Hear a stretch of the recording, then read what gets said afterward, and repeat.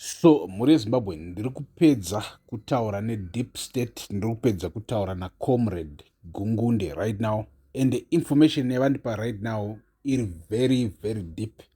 It's information that is very important for every Zimbabwean adult. So muri Zimbabwe, tangati first of all, here is the thing. Chiri kuitika ndechekuti there is a serious question. So I want you, muri Zimbabwe, mupinde mu comment section, motiudza what you think about this. Especially vanhu vane experience right now. So first of all, pane zvinhu zviri kuda kuitika and pari kuda kupisa, but ndisati tasvika ipapo ndoda kubvunza kuti vane experience, from what you guys have seen, mazimbabwens ari muno muzimbabwe nemazimbabwens akabuda kunze kwenyika, vazhinji vari paSouth Africa nevamwe vari kumwe, but especially vari munyika dziri padhuze, what do you think? What is it better for you outside the country? Is it better for you here in Zimbabwe? Kubuda munyika, is it a mistake or is it a good decision? Do you think you can still, stay in Zimbabwe and succeed in Zimbabwe as long as you are driven, or what? Is that in the comment section? But now, muri Zimbabwe. So, Comrade Gungunde vari kutiudza kuti be prepared for high tension in atmosphere muno muZimbabwe in the coming weeks, because right now, whilst the deep state members, retired generals, comrades, mamwe connections etc mukati meZimbabwe very busy ita debates, because right now they have a court case and they are expecting to, if they win that court case, then they can reverse Cap 3. Because remember, these are serious guys, and these are also elders. Vari kuma 80s wekokoko, vari kuma 70 chakadaro kokoko, you understand? So they also have consolidated a lot of state influence and prepared for times like this. Right. So this guy is very prepared for times like this. Let me tell you this. Mu deep state, muri Zimbabwe, akutaugwitaugwe. Power, your silence is your power. When you are now a member of the deep state, when you now own a lot of farms, a lot of companies that you benefited from the government, you understand? You don't talk, because if you talk too much, you might anger whoever is the leader. And if you anger whoever is the leader, they might start an investigation, because always, kana muri matsotsi mega handidi. Chinoitika ndechokuti munenge muchizivana, you know where the graves are. Handidi. So kana pakadaro, you don't talk, you remain neutral. But at the same time, ari kuleader, kana uchilida chikwata chakadaro, chikwata chine vanhu vakadaro, you know kuti if they unite, they are powerful more than you. They can remove you anytime if they unite. So you also are cautious kuti hauiti chinhu chinoita kuti vabatane. Ndo panda kuda kukutaridzai kuti chii chichiitika kuti munzwisise. Muri Zimbabwe, that's why muchiona kana kukanzi General Namo Ansele Msanyatwe vabviswa kumilitary, vanenge vadzingwa basa paya. But at the same time, havadzingwi basa zvokuti vanosara vasina chavanacho. Zvinonzi takushifta, takuisa kusports. Do you know why Mnangagwa achita izvozvo? Because he knows kuti if he chases Namo Sanyatwe completely, Sanyatwe oitwa cut off, chinoitika next ndechekuti the members of the deep state vanotanga kuvhunduka kuti iwe so mfesi uri gona kutidzinga anytime ngawa, and then kuvhunduka ikoko kunovabatanidza. Kana vabatana, vava nepower rekubvisa Mnangagwa instantly because they have influence over military generals. Andimurubabata. So right now muri Zimbabwe kana tichiti Tiza isusu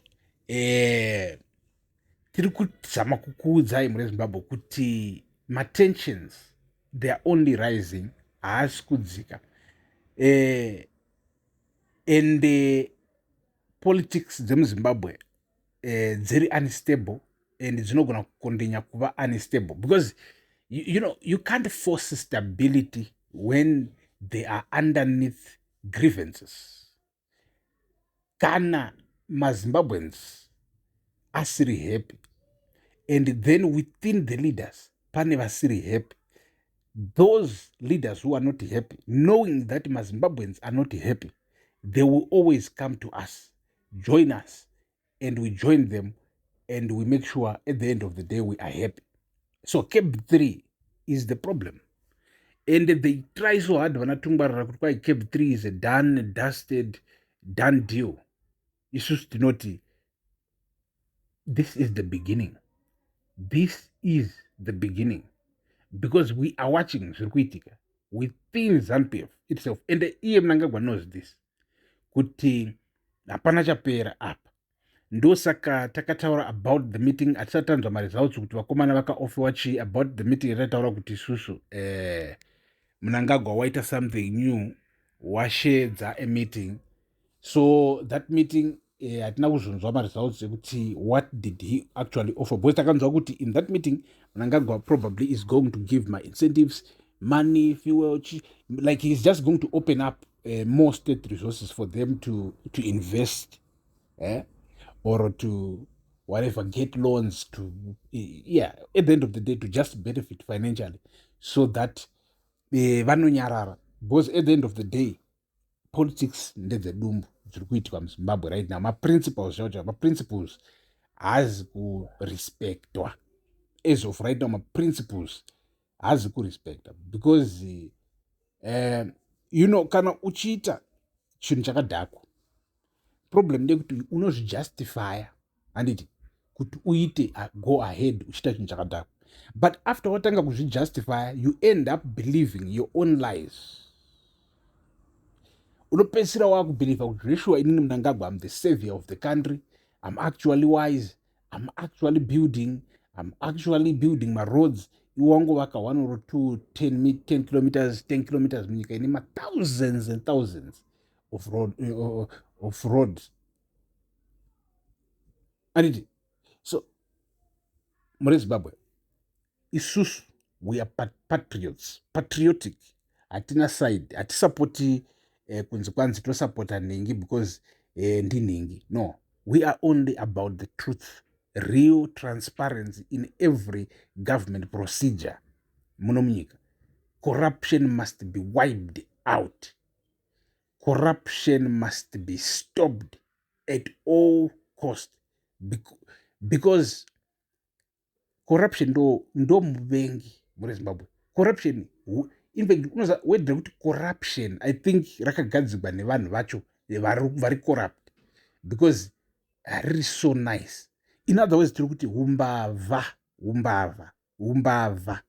stealing government resources, stealing ndo chinofanira kumiswa muZimbabwe. Hapana transparency. I don't know why any leader wouldn't, force. I have to say this. President Mnangagwa vanotaura about China, Xi Jinping being his friend, and also he shows a lot of like vanotaura vanekakuda kukopa China kavanoita, but hama dzangu kuChina corruption inogona kutokuurayisa negovernment. Corruption, Xi Jinping that's his biggest weapon. Yakaita kuti anyaradze China because China corruption yanga iri rampant. Ndokana ndichitaura izvi, but Xi Jinping came through ndokubvisa corruption, to wipe out corruption. But President Mnangagwa is far away from that. As a matter of fact, he seems to be drawn to matsotsi. Those are the people he surrounds himself. Controversial everything. Zimbabwe. Ndinoti rugare ngaruve nemi.